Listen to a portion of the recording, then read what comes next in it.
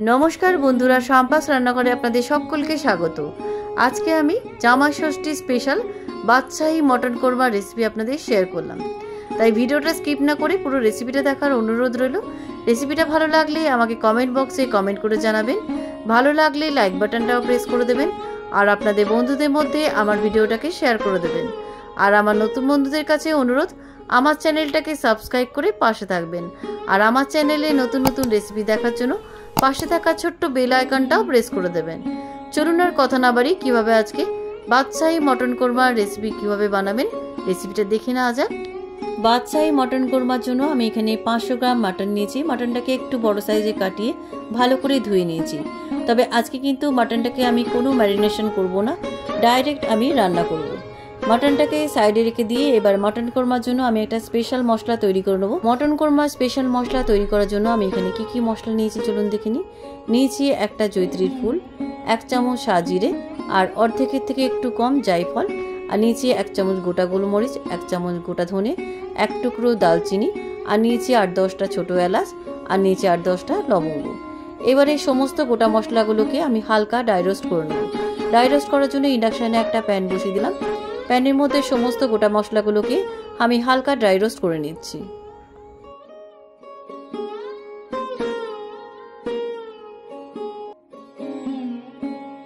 সমস্ত গোটা মশলাগুলো আমার হালকা ড্রাই রোস্ট করা হয়ে গেছে। এবার ইন্ডাকশন থেকে নামিয়ে একটা প্লেটের মধ্যে ঢেলে রাখছি। মশলাগুলো ঠান্ডা হওয়ার পর আমি মিক্সিতে গ্রাইন্ড করে নেব। মশলাগুলো আমার ঠান্ডা হয়ে গেছে।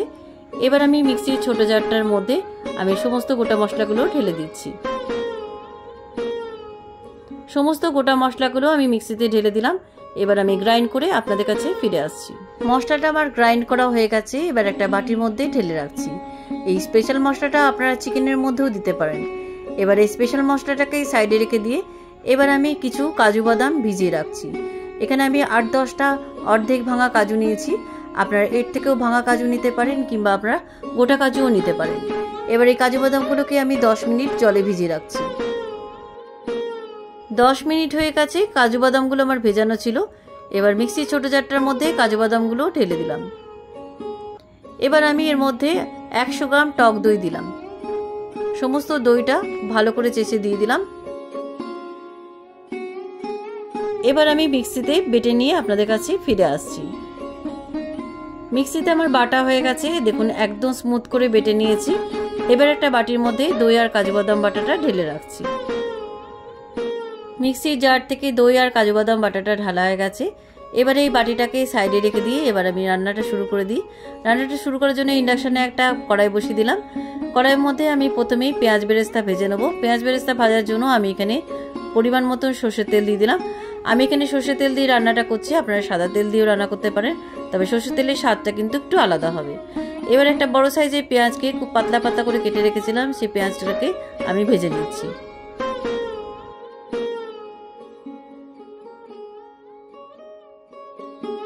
পেঁয়াজ বেরেস্তাটা আমার ভাজা হয়ে গেছে। এর থেকে বেশি আর ভাজবো না, বেশি ভাজলে পেঁয়াজ বেরেস্তাটা তেতো হয়ে যাবে। এবার তেল ঝরিয়ে বেরেস্তাটা একটা প্লেটের মধ্যে তুলে রাখছি। কড়াইয়ের থেকে সমস্ত পেঁয়াজ বেরেস্তা আমি প্লেটের মধ্যে তুলে নিলাম।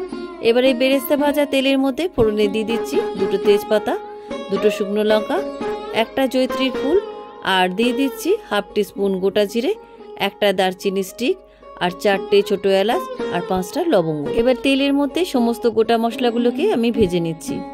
তেলের মধ্যে গোটা মশলার ফোড়নটা কিছুক্ষণ ভেজে নেওয়ার পর আমি এর মধ্যে দিয়ে দিচ্ছি 4টে মিডিয়াম সাইজের স্লাইস করে কেটে রাখা পেঁয়াজ কুচি। পেঁয়াজ কুচিগুলো তেলের মধ্যে লাল লাল করে ভেজে নিচ্ছি। তেলের মধ্যে পেঁয়াজ কুচিগুলো কিছুক্ষণ ভেজে নেওয়ার পর আমি এর মধ্যে পাঁঠার মাংসের চর্বিগুলো দিয়ে দিলাম। পাঁঠার মাংসের চর্বিগুলো পেঁয়াজের সাথে ভেজে নিচ্ছি।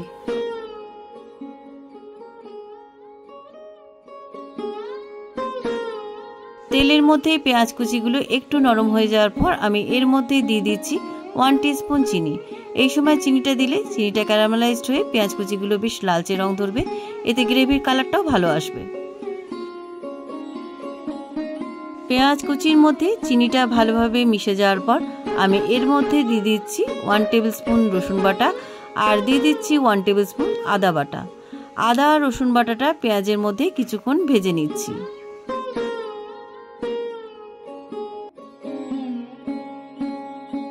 পেঁয়াজের মধ্যে আদা রসুন বাটাটা কিছুক্ষণ ভেজে নেওয়ার পর এবার আমি এক এক করে গুঁড়ো মশলাগুলো দিচ্ছি।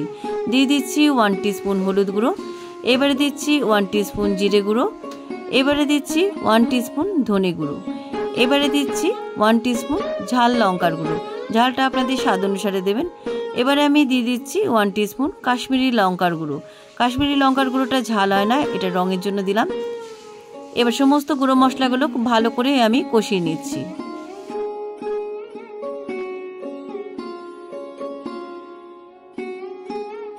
সমস্ত মশলাগুলো মিনিট 5 কষিয়ে নেওয়ার পর আমি এর মধ্যে দিয়ে দিচ্ছি আগে থেকে ধুয়ে রাখা মাটনের পিসগুলো। মাটনের পিসগুলো মশলার মধ্যে খুব ভালো করে কষিয়ে নিচ্ছি।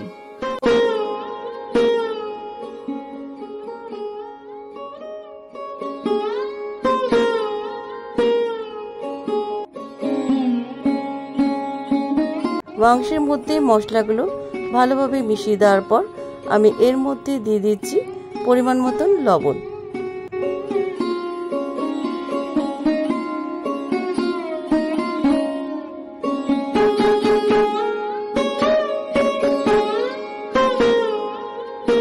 সমস্ত মশলার মধ্যে মাংসটা 15 থেকে 20 মিনিট কষিয়ে নেওয়ার পর আমি এর মধ্যে দিয়ে দিচ্ছি আগে থেকে বেটে রাখা কাজু বাদাম বাটা। কাজু বাদাম বাটা দেওয়ার সাথে সাথে অনবরত নাড়তে থাকবেন, তা নাহলে কিন্তু কড়াইয়ের তলা ধরে যেতে পারে। অল্প একটু কাজু বাদাম বাটির ধোয়া জল দিয়ে ভালো করে কষিয়ে নিচ্ছি।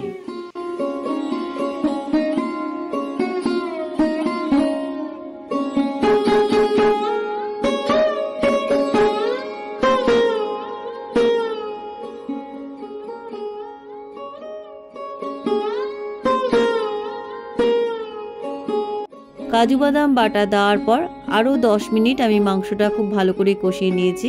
দেখুন মশলার থেকে তেল ছেড়ে গেছে।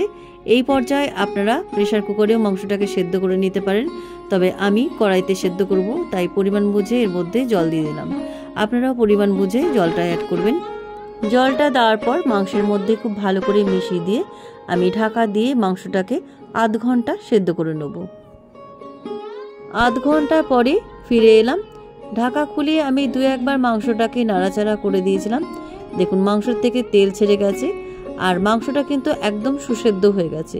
এর থেকে বেশি আর সেদ্ধ করব না, এর থেকে বেশি সেদ্ধ করলে মাংসটা গলে যাবে।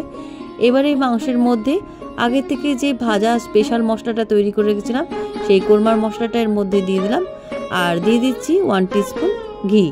ঘি আর মশলা গুঁড়োটা খুব ভালো করে আমি মাংসের মধ্যে মিশিয়ে দিচ্ছি।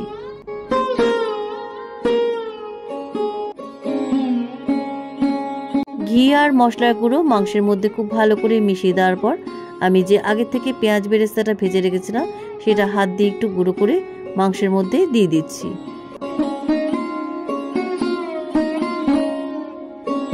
মাংসের মধ্যে পেঁয়াজ বেরেস্তাটা দেওয়ার পর কিছুক্ষণ নাড়াচাড়া করে আমি ইন্ডাকশানে সুইচ অফ করে আমি মাংসটা নামিয়ে নিচ্ছি। এবার আমি বাসন্তী পোলাওয়ের সাথে গরম গরম বাদশাহী মটন কোরমার রেসিপি আমি সার্ভ করছি। কেমন লাগলো আজকের এই জামাই ষষ্ঠী স্পেশাল বাদশাহী মটন কোরমার রেসিপি? আপনারাও বাড়িতে জামাই ষষ্ঠীর দিনে এভাবে জামাইকে বানিয়ে খাওয়ান। রেসিপিটা কেমন লাগলো আমাকে অবশ্যই কমেন্ট করে জানাতে ভুলবেন না। ভালো লাগলেই লাইক বাটনটাও প্রেস করে দেবেন আর আপনাদের বন্ধুদের মধ্যে আমার ভিডিওটাকে শেয়ার করে দেবেন। আর আমার নতুন বন্ধুদের কাছে অনুরোধ, আমার চ্যানেলটাকে সাবস্ক্রাইব করে পাশে থাকবেন। আর আমার চ্যানেলে নতুন নতুন রেসিপি দেখার জন্য পাশে থাকা ছোট্ট বেল আইকনটাও প্রেস করে দেবেন। আজ তাহলে চলি, আবার একটা নতুন দিনে নতুন রেসিপি নিয়ে আপনাদের কাছে চলে আসবো। সবাই ভালো থাকবেন, সুস্থ থাকবেন। ধন্যবাদ।